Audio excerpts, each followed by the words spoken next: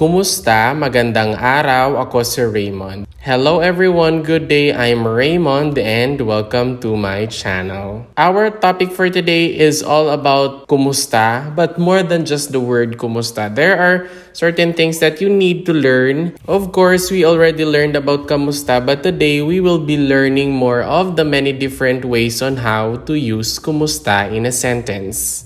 Let's start. What is kumusta? So kumusta means how is something? And if you were asked by your Filipino friend by kumusta, that only means that he or she is asking how are you, or this is also used to say hi or hello. And this originated from Spanish. ¿Cómo está? Kumusta? Kumusta ka? How are you? And kumusta po? Kumusta po?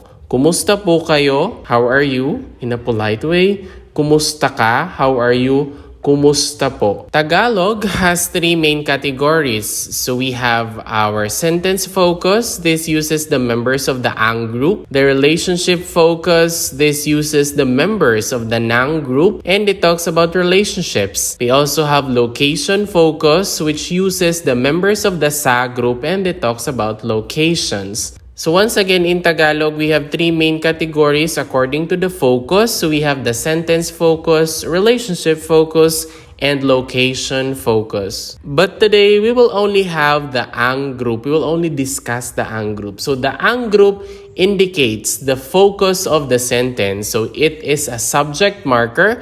When you see a word that belongs to ang, you should immediately think that what comes next is the main topic of the sentence. So an ang member can only be used once in a simple sentence. So note that a simple sentence contains only one subject and one predicate. The following are the members of our ang group, which are our pronouns. So ako, ikaw or ka, siya, tayo, kami, kayo, sila, eto, iyan, iyon, ang, si, and sina. So once again, let's recall what's kumusta. So when we say kumusta, that means how are you, or hi or hello. Kumusta, kumusta, kumusta, kumusta, kumusta ka. How are you? Kumusta ka? Ka is you, so kumusta ka? Kumusta ka? Or you might also hear the word kamusta or musta. Of course, the commonly used one is kamusta, but kumusta is the correct and the formal way to say hi, hello, or how are you in Tagalog. Kumusta ka? Kumusta po?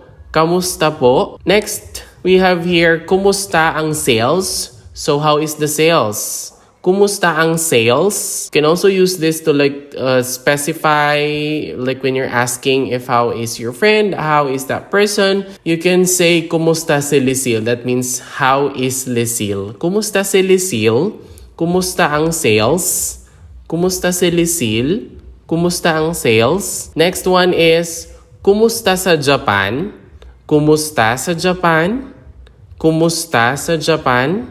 Or kumusta ang Japan? Kumusta ang Japan? So how's Japan?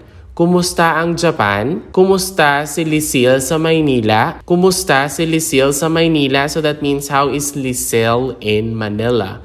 Kumusta si Lisil sa Manila or Maynila in Tagalog, Maynila in English, Manila. Kumusta si Lisil sa Maynila?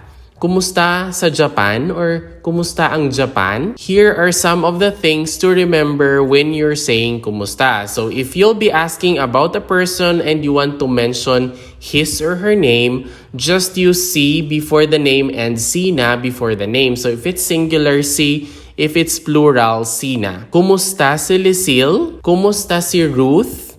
Kumusta si na Ruth, Lisel at Leslie? Kumusta si na Ruth, Lisel at Leslie? So note that we used sina for two or more persons, sina. And if it's only one, si. So note at means end. At is end. You may also just say kumusta, then choose the appropriate personal pronoun. By switching, you can ask a lot of questions. Kumusta si Lisil? Kumusta si Ruth?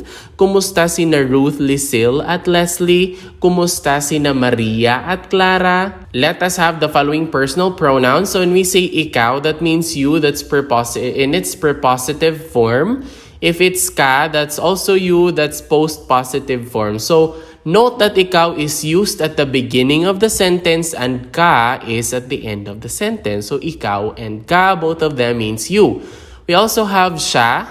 That's he or she in Tagalog because it's gender neutral. Siya. Kumusta? Kumusta siya? Yan. So we have ikaw, ka, and siya. Ikaw and ka is you, and siya is either he or she. If you'll be asking about a place, just use sa before the name of the place. Like in our example earlier, kumusta sa Japan or kumusta ang Japan? Kumusta sa Manila? That's English, but you can also use that. Kumusta sa Maynila? Kumusta ang Maynila?